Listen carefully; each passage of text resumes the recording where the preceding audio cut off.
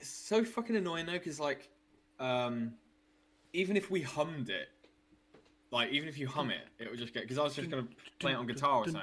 You just get fucked over. Yeah, it's not worth it. Nah. Um. All right. Yeah. Fair. Um, Right. this is uh, Knights of Knights of the Matt and Ryan show, Mandalorian review. We're just chatting about the Mandalorian, our gripes with it, things we like about it, things about it in general. What's your thought? Do you like the Mandalorian season 2, and how do you like the whole thing as a whole? Whole. Um, okay. I really like season 2, and I Yes. like the show as a whole. But go on, but what? What's wrong with it? I think it's a little bit overrated. Well, awkward. Great. We I just lost all our viewers. I enjoy it more for the spectacle of it, and because I love the visual effects. I think that's the most important aspect of the show, because like physically how they make it is like a huge leap forward for TV and filmmaking. Because if you don't know, they use this thing called the volume, which is meant to like over the years it's going to replace green screens, because basically it's like almost like a dome, like in the movie The Dome or the Simpsons movie, but it's all like screens. And it's like they're synced up with an is it an ARRI mount for a camera. Yeah. So like they can in real time create and change the environments that it's projecting, and Yeah, and it'll interact with the Unreal. camera. Yeah, they use it all in Unreal Engine, which is pretty cool. That's like just watching some of the visual effects in the show. Like in the first episode of the season, there's a really cool like sand dragon snake thing. Yeah. It's one of the coolest things I've ever seen in a TV show. Yeah, it's funny because when we watched it, we were like, I remember watching Game of Thrones when they first introduced like the big versions of the dragons, or when they had like uh, the Night King's dragons and shit fighting Jon Snow's ones and all this weird stuff, and it was like that was cool for the time. That was only like what 2 years ago, or whatever, or last year, but this was on another level, and for something that's so like, it looked better than most movies, I'd say. Yeah. Well, actually, it's funny because if you compare that creature to the Monster Hunter movie that's just come out, yeah, it's much better quality, like than the Monster Hunter film. Yeah, definitely. I think the same as you. I think the Mandalorian is. I would compare it to it's the Avengers Endgame of Star Wars, because the story ain't great. I think everyone agrees that in Endgame, the story wasn't really. It was kind of clunky and messy. But that also wasn't the main hook of the movie. Yeah, exactly. And it had so much fan service that was done well, which The Mandalorian does. I mean, Mandalorian is fan service in general. That's the entire concept of the show. Yeah. But it's done in a respectable way. Like, there's references there from fucking the Knights of the Old Republic games. Like, actual mentions of people and shit like that. And it's... But yeah, technical level and, like, the way they make the set look itself and, like... Yeah. It's very... It takes you back to that feeling of when you watch Star Wars for the first time, I think. Yeah, I think so. But then it's very hard to overlook some of the glaring issues with the storytelling and like not even the storytelling, but the writing moment to moment. Yeah, it's. I think when you say that, it's not like things that don't make sense, like plot wise. It's not like plot holes. It's just like characters making weird decisions or like things that happen that just don't make sense. Yeah. Like Or it's got a bit of. It's very repetitive. Well, the first season was, where it's just like, here's the same. He's gonna do. It's just fetch quests. It's like the worst part of some open world video games, where it's like, here's, you know, go here, take this person here, and you can't let them get damaged. Or you have to restart. restart. That's exactly what it is. It's an escort mission. Which there was a lot of that in the first season. Yeah. The first half of this season had it. Yeah. But then when they get past that, it feels really refreshing. Yeah, there is some.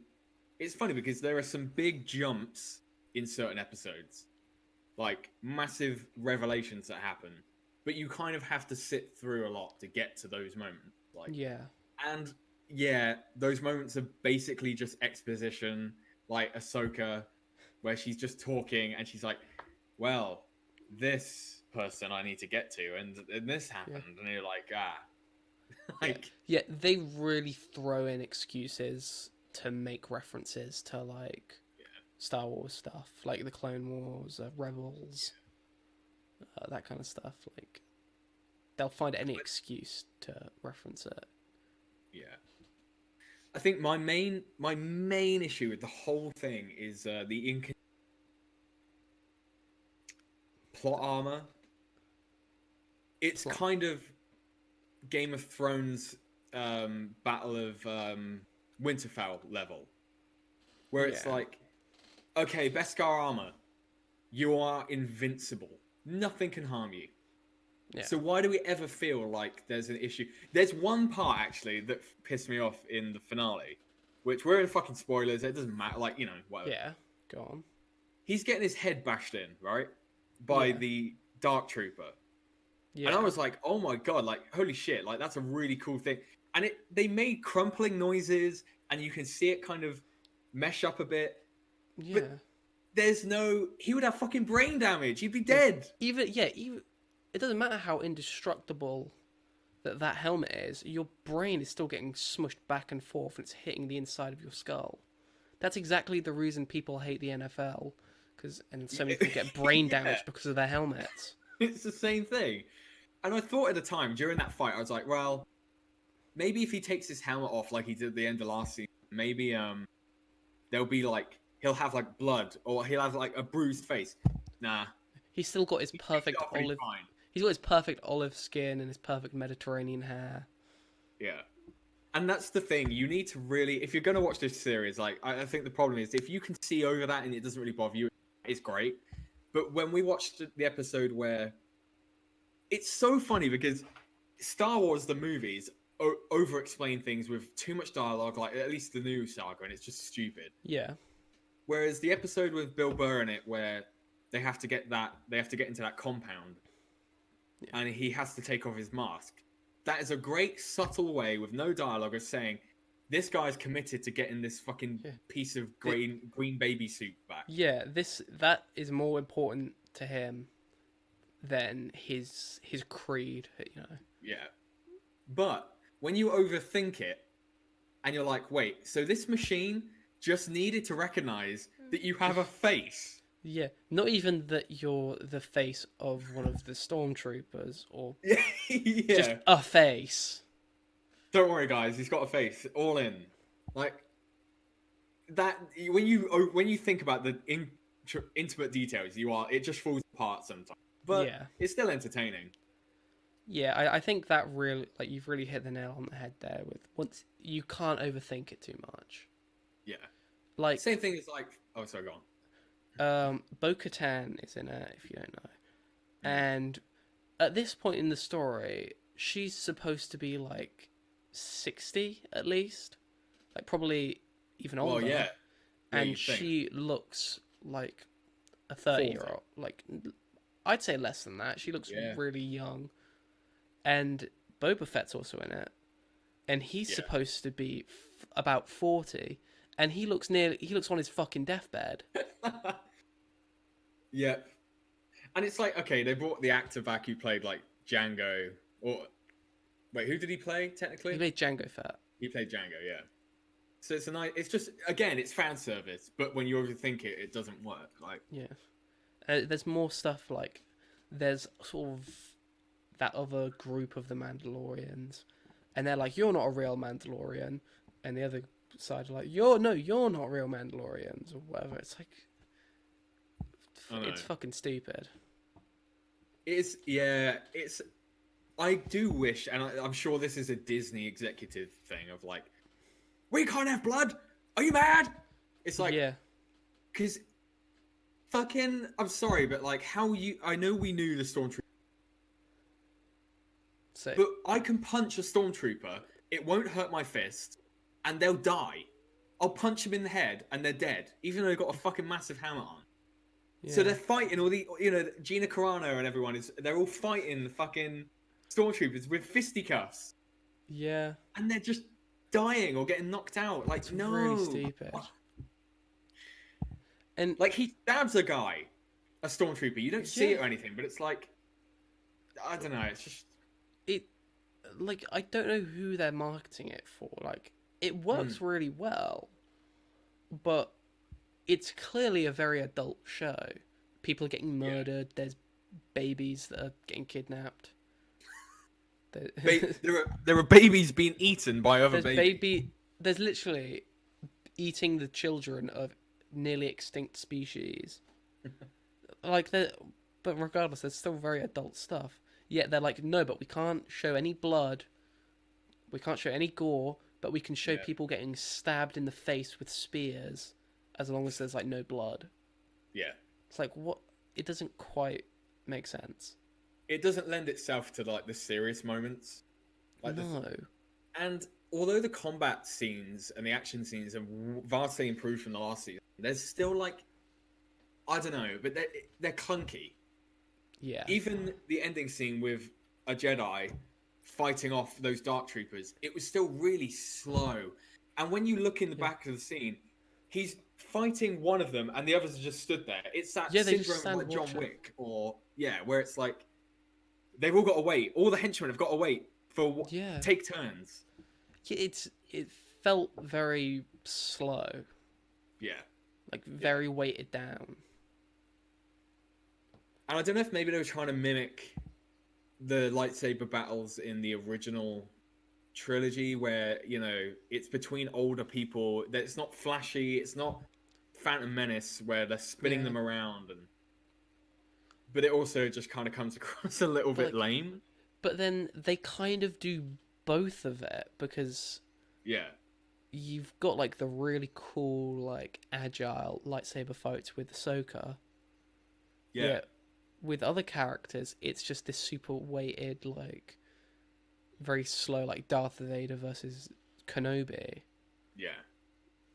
Like, I don't know. Like that works if you're trying to go for the samurai-ness of, because this show is very like samurai and western. Yeah. Especially the episode with Ahsoka, but that also annoyed both of us. Yeah. When she was fighting that woman at the end, Ahsoka is immensely powerful. She's an incredible, saber fighter, whatever you want to call it. She's mastered different styles. And yet she gets her ass handed to her by, like, Master Shifu. Yeah. Like... And like, you don't even have to know anything about, like, sort of Jedi fighting styles and rules and shit from, like, Clone Wars and that. You can just watch it and see that, like, she's got two sabers. She could very easily defeat this woman, but she won't. Yet instead she's blocking every attack with both of them at the same time instead of like one and dead. You're dead. It's very frustrating. It is. You can tell that like because Favreau, we were talking about him in one of our episodes, but like he's still kid friendly. Yeah. Yet he still has a lot of respect for the source material. So you've got Dave Filoni writing it out and directing it, but you know that Favreau's there being like, remember, you can't really like, you can't go all in. You can stab someone through a hole in the armor, but you can't decapitate them, okay? Yeah. Even though in the prequels people were getting decapitated and their limbs were flying. Yeah, it's a bit stressful. And going back to the Ahsoka thing and Dave Filoni, we were sat there watching, I remember, and we were like, this is kind of weird. Ahsoka, I can't imagine her acting like this. Yeah. It's written by the guy who created and wrote her for years. Yeah. So it's kind of weird. Like, is there that much input from like Jon Favreau and other people, or is it just like? Because it kind of makes sense in a way when you think about the events that happen. Yeah.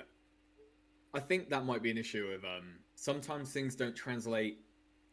Because I imagine Dave Filoni is still writing as though in his head it's like he's gotten used to writing for animation.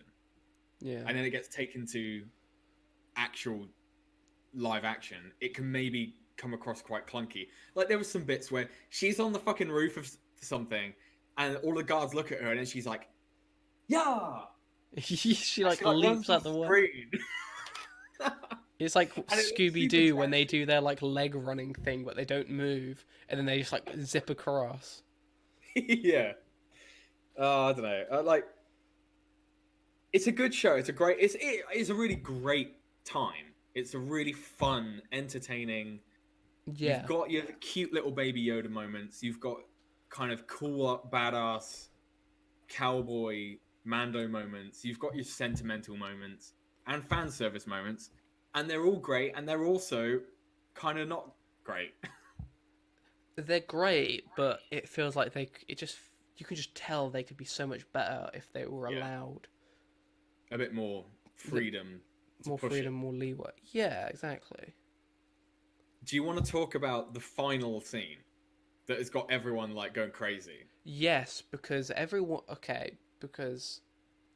going nuts about it. And they're like, this is amazing, this is so cool. I just thought it was fucking stupid. I hated it. I don't know how if you felt the same way, but... In the moment, when... Total spoiler alert for the final scene of The Mandalorian. Yeah, this is an absolute spoiler, because this is like a big deal. Which, for the record, by the way, this show was completely ruined for me by spoilers, because every single thing... Every cool revelation that happens, every like cool new character you get to see, you would see on Instagram or Twitter within like half an hour of the episode being up. Yeah, what makes me laugh is like the episode will be up for a minute or two, and people have already got to that bit in the show. Yeah, and then they're just like, when you're like, hey, can you not spoil it? They're like, you should have already watched it. It's streaming. You can watch it whenever you want. Yeah. But if you can watch it whenever you want, that means I can watch it like a week or a month from now. That shouldn't matter. You shouldn't spoil shit. Yeah, so yeah. You could literally wait until the whole thing's done with, and you could binge the whole thing if you really wanted to. No, it's the equivalent of like when someone puts up a YouTube video and the YouTube video is 45 minutes long, and someone puts in the comment within a minute of it being up, great video. Yeah. There's a lot of people really stress me out, especially with Star Wars, because they want to be known as like a huge Star Wars fan, so they have to do stuff like this. They have to like put out a picture of like, you know, something that spoils it for everyone, just so everyone else knows. They need the clicks.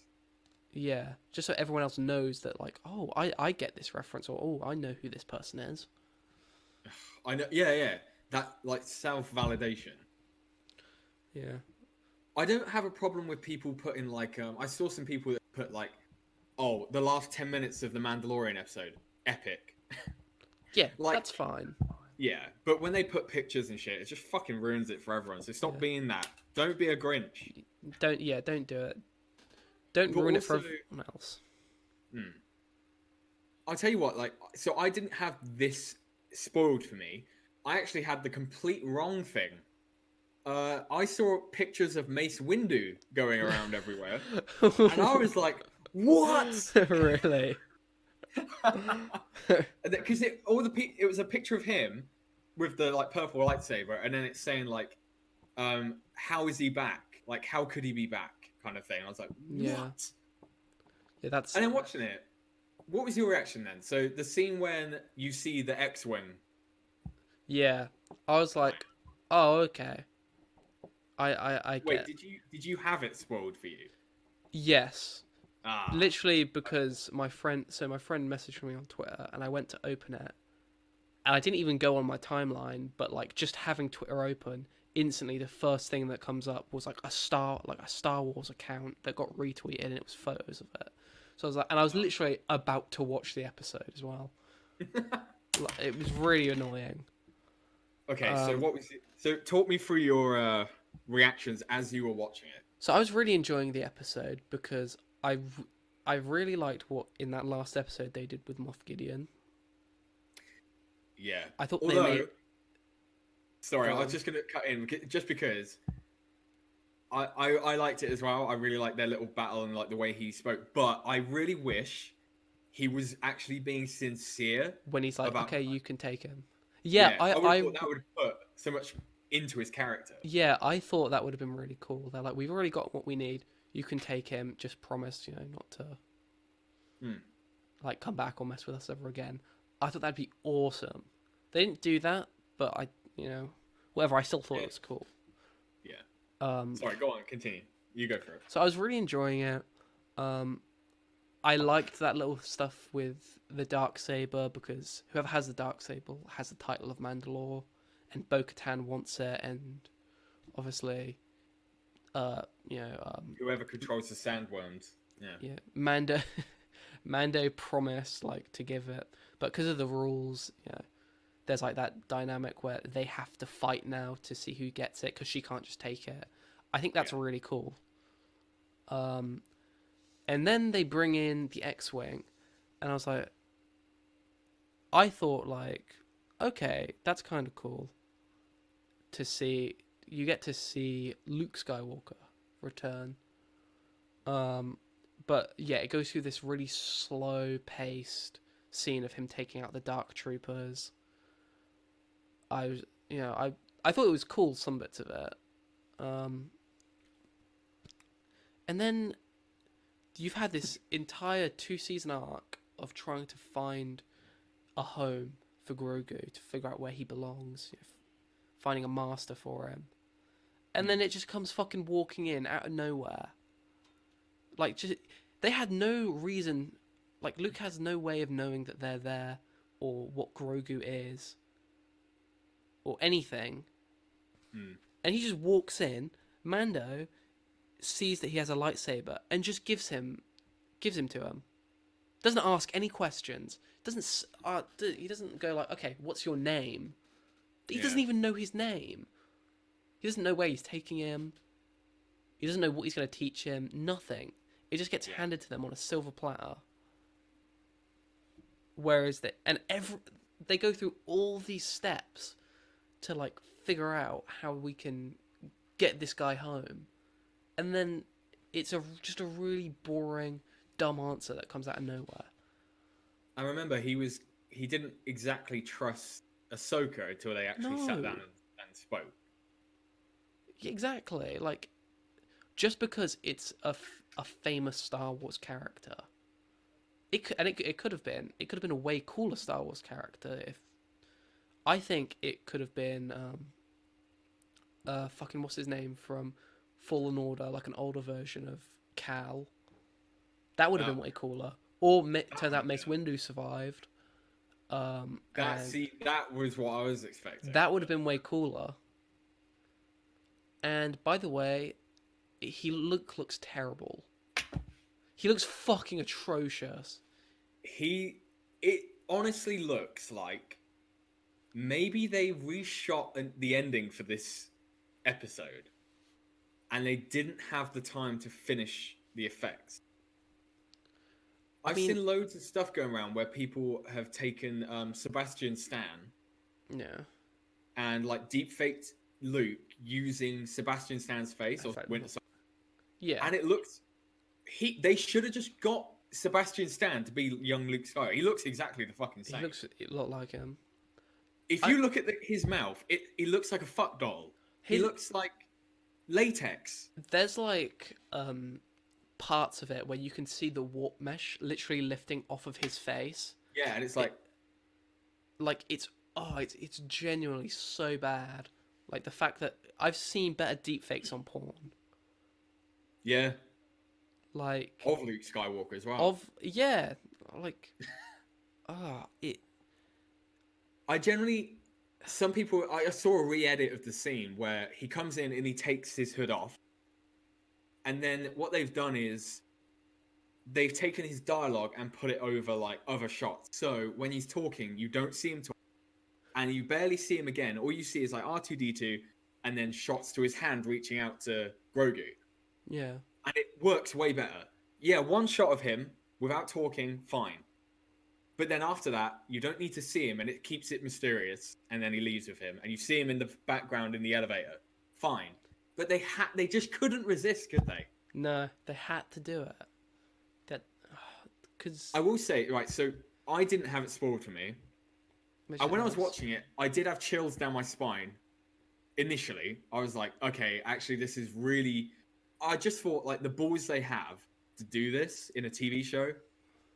Yeah, But then you can't help but think this isn't going to go anywhere. You're not going to see Grogu until it's meant to happen, and Luke won't be there. They will not put the effort in to deepfake him for 8 episodes of a new season. yeah. So it's kind of pointless. What did it for me more than the visuals or the context was the music was really good. Yeah, I do agree with that actually. Because you had it started off with the little dissonant like acoustic guitar notes, and then it subtly weaved in the Mandalorian style of music, and then it went into New Hope's kind of theme and Luke's theme, and then it did something completely new. The music was what sold it. But yeah. I don't know who like at all is responsible for the music in the show as a whole, but like that's one of the best aspects of it, I think. Yeah. His name's Ludwig Göransson, I think. Something like that. I've probably butchered the pronunciation, but that was what made me that added to the visuals to me. But then you see his face, and then you are, why would Mando let him go? The little scene between Mando and Grogu really gave me E.T. vibes. Yeah. Elliot saying goodbye to E.T. and like him getting in the elevator, like that was really emotional. But the whole Luke stuff, it was like, okay, fine. Like, you're doing it, I guess. Yeah, it's like, I get it, but then it also, again, if you keep asking questions, it just takes you out of it even more, because Luke, if you remember Luke in the sequels, he has that whole, like, temple where he goes and trains the Jedi. And then eventually they're all killed. Does that mean that Grogu was actually murdered by Ben Shapiro, Ben Kenobi, Ben Solo? No, you were right in the first. You were right in the first. Ben Shapiro. I am not happy with these little, leptard fucking. Now, where is it written in the Jedi script? Text. The Jedi text. This wet ass. Pussy. This wet ass P word. Like, I think they could end up doing something quite cool. Like maybe Grogu gets out. Like Ben Solo goes fucking nuts. But like, what are they gonna do with Mandalorian season 3? Because we were shocked because you and me said like we actually got it wrong, because we said there's no way they're gonna get to the Jedi because they need to drag this out because you need Baby Yoda. But also what we said is that when the show is over, when Grogu is Baby Yoda finds his place, or whatever it goes to learn from someone, which I still think is going to be the case, because no one's going to be as interested from this point on. Because all I can imagine them doing is fast forwarding by like 19 years, which would be when like Force Awakens kind of happens, that kind of era, or just before. Yeah. And then maybe Grogu comes out to help. But then you can't imagine, because he's still a little fucking. He's still going to be a little baby. Like, he can't even hold a lightsaber. I don't know how how anyone is expected to train him. But remember, Ahsoka said that he was trained by like 50 Jedi Masters. Yeah, that makes no sense as well. Like, again, like when you really read into it, none of it makes sense. How do you Like, fucking have you ever train given this a little toddler a gremlin? spoon? Yeah, yeah, he can barely even hold that little ball up from the end of Mando's Oh, yeah. ship. Which I thought that was gonna come back into it somehow, but it doesn't. No. Because there was that nice I thought moment. he was going to give him that to part with. But, Yeah, oh well. but whatever. But yeah, it's like you said, like the whole picking and stuff. Like, I messaged you earlier about how Cara Dune should know who Luke Skywalker is. Yeah. Even a little mention of her being like, "Oh my god, it's him," or I don't know, someone saying like that's Luke Skywalker, so I don't know, something like that. They would know who. Yeah. Then Mando would have had more reason to just hand over the baby. Yeah, like I don't know. I still think that I think it's a great show, but a lot of it doesn't make sense. And a lot of people like it just because it's got Star Wars stuff in it. Yeah. Not because they actually like a lot of the ideas and like ways that it does things. Yeah. And that's like, I think a great example of it. People like it just because it's got Luke in it, not because it's actually a good ending.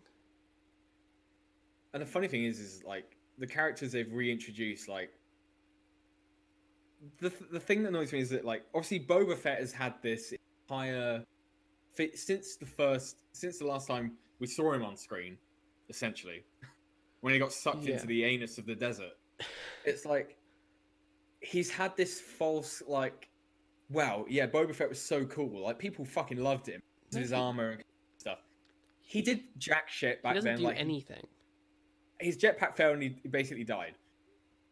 And then I've seen a lot of people being angry at the fact that in this he gets his ass handed to him by a female, and girls get it done is an issue. Wait, what? Like, he's old as shit. He never really did anything in the original series anyway. But also, he beats the shit out of many people when he's in it, and he doesn't get his ass handed to him by a woman. He gets in a fight with a woman, and it's like equally matched as well. Yeah. Even with the anime fucking fire, which I'm pretty sure fire itself out. You can't shoot fire at fire and have it. No, that's not how fire works. Harry Potter like wizarding beams, but fair enough. I mean, I don't know why people are angry about that, because I thought Boba Fett was almost perfectly done. Yeah, in the show. That's actually one of my favorite aspects of it, like the way they did his character arc in it.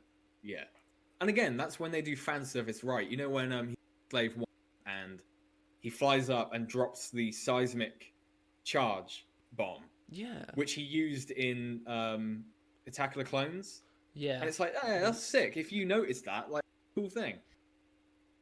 I just think this series could have they need to push some boundaries, like make some clever choices. Like we were saying about Moff Gideon, if he had actually said to him, "You can take the child. I've got his blood. I'm gonna go make clones. Just let me go. We'll let each other be." And then it's like, then you've got this layer to him, but no, he just fights him. Okay, fine. Yeah. Even if he doesn't, like, even if Mando is like, no, I'm gonna, take the kid and stop you, it would be nice to have that suggestion. Yeah. You know what you've just put into my head? Like, imagine if Mando is like, okay, like, we've got a deal. He picks up Baby Yoda, he's leaving, and he just shoots Moff Gideon in the face. Yeah, something like that would be awesome.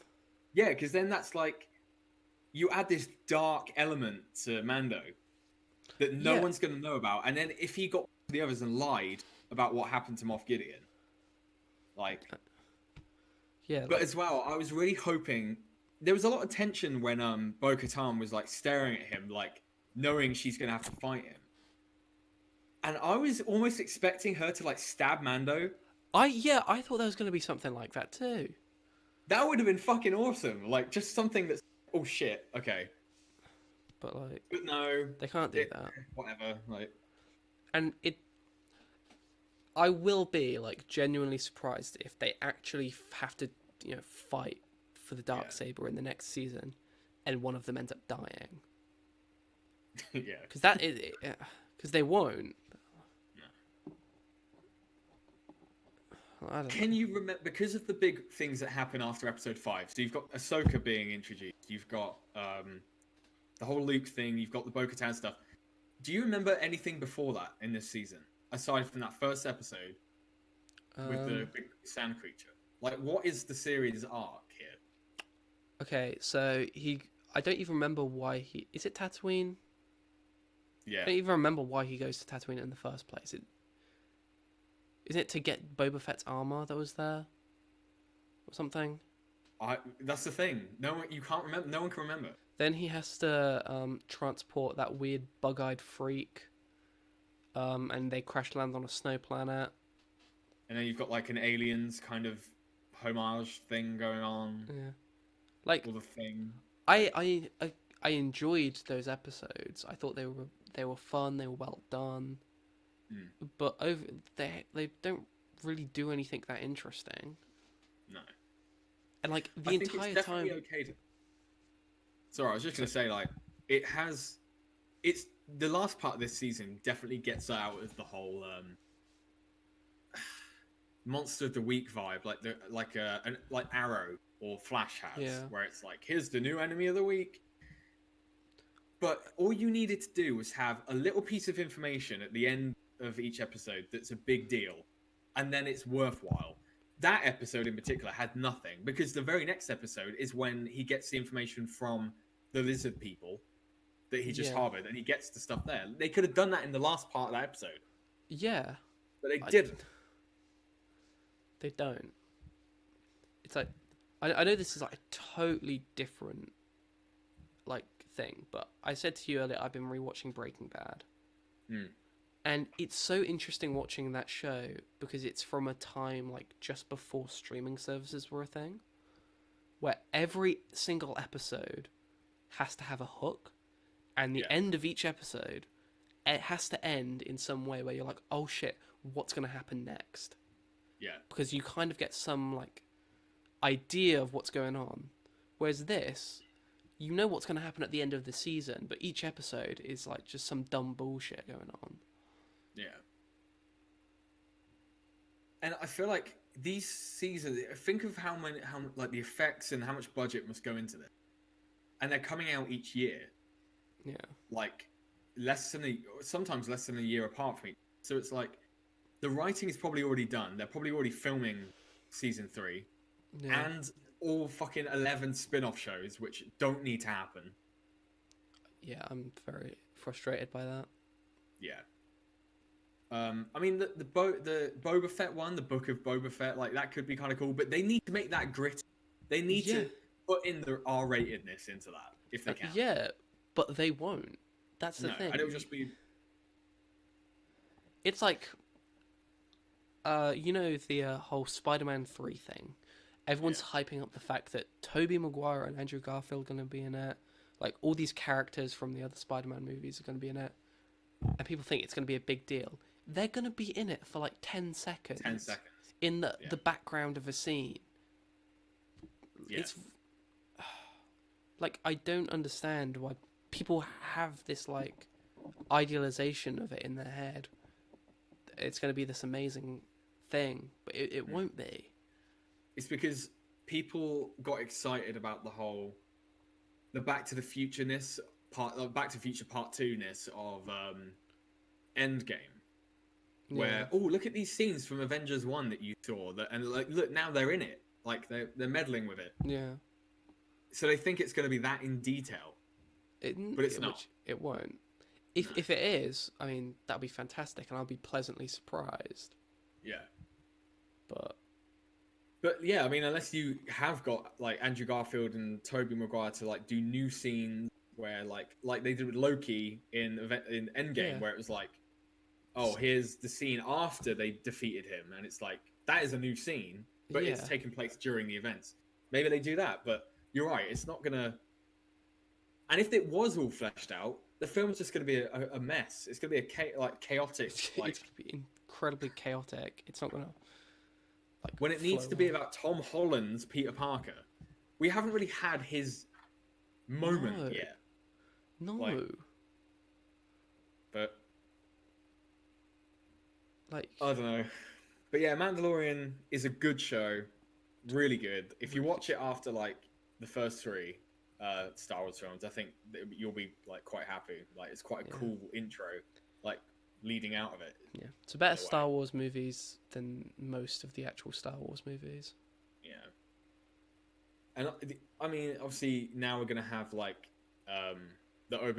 the Obi-Wan show, which I am looking forward to that because they have said about that for years now. Yeah. But now that it's confirmed to have like Hayden Christensen, who I'm sorry, but like as much as that's good to see him come back as Anakin, he can't act.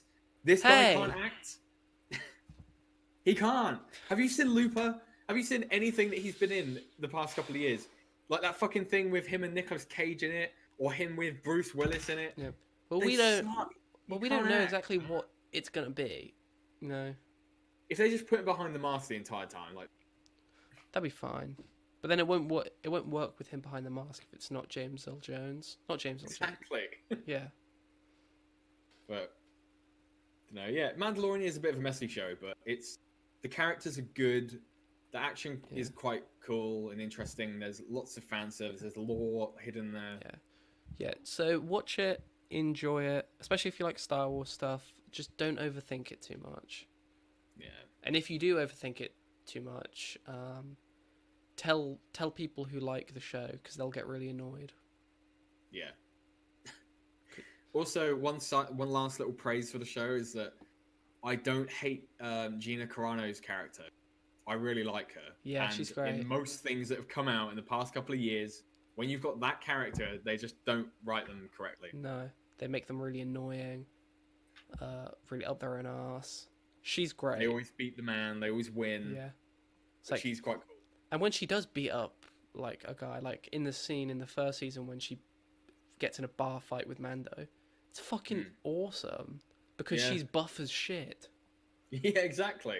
It's not like she's a weedy little like Hollywood actress in the normal sense, taking out loads of people. That does like that femme fatale thing, but they can still beat up people, which doesn't make sense.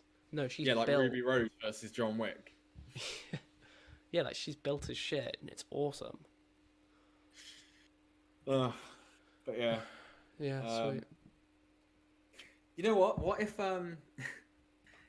in the ending scene you could have had Luke from the CCTV footage and the hood up fighting everything, but then have R2-D2 come in to get Grogu. I don't know how he would have carried him. But... I'd be more okay with that. Yeah, because then it's not a weird CGI. I would have preferred if C-3PO was there. Like if he came in and he was like hello, hand me the baby. Give me that baby now. Give me the baby, please. Yeah, and then he leaves, and then Luke comes in and is like, wait, did a droid come through here? He's after the baby. Yeah, he's like, yeah, we just gave him the baby. You what? Also, one last thing that's annoying is that when they bring in characters that are like legacy that mean a huge deal, they write them in this stoic, like, they can't say more than one word, and they're very like, I am a Jedi. Luke wasn't like that. Luke was really fun and kind of. He's like quippy. That kid from the first movie, for fucking New Hope, where he's all like, "Oh, I could do this." He's like happy-go-lucky. Yeah, like he's he was a bit darker in like Jedi, but like at least he was still fun. But I feel like a lot of Hollywood stuff does this, where they're like, "Oh, we need to make them this mystical." Yeah, they need to make them this like mystical, like giant, like important character, and the only way to do that for them is write them that way.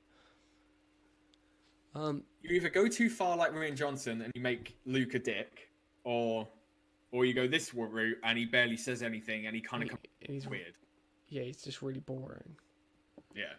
But oh well, Mandalorian, really shit. So it's not a good show. Don't watch it.